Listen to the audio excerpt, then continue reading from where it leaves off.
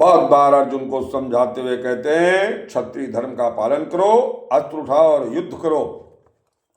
इसीलिए है ये उचित अर्जुन करो उपाय, और कायर हो कर मत सहो दुराचार अन्याय। अन्याय अगर कहीं होता है तो या तो उसका विरोध करो, अगर सामर्थ्य नहीं तो वहां से उठ के चले जाओ। ये शास्त्र कहता है तुमाना तुमको है नहीं राजपाट का प्रेम, किंतु चाहिए तो सही घर का योग क्षेम। घर और परिवार का योग क्षेम करने के लिए ये करना जरूरी है।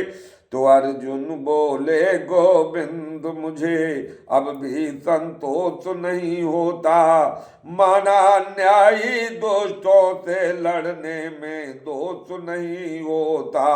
दुर्योधन से इसलिए मुझे लड़ने में बिल्कुल सोच नहीं, उसके संगियों साथियों से भिड़ने में कुछ संकोच नहीं।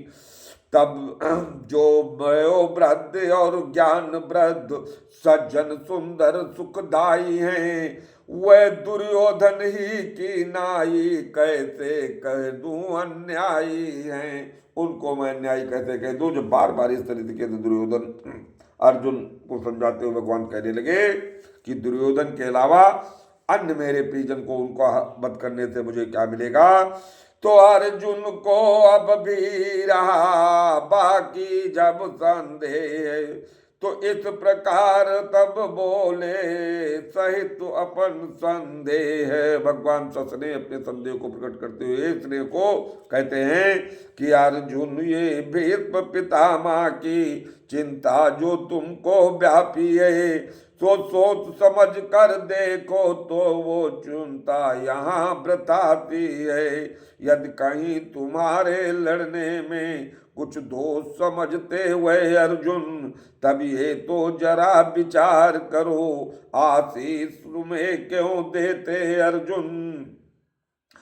तलवार तीर बर्छी भाले सब शस्त्र युद्ध में लाए हैं, इसके अतिरिक्त बात ये है वे स्वयं युद्ध में आए हैं।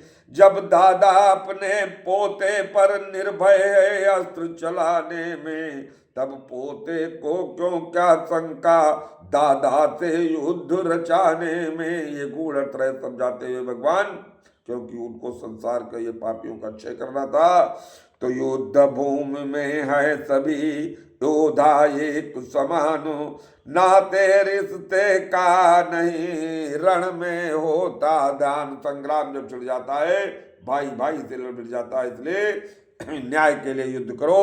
तो इसलिए भेद ये है इसमें जो अब मैं तुम्हें बताता हूँ, आए हैं भेद युद्ध में क्यों ये तत्व तुम्हें समझाता हूँ। भीष्म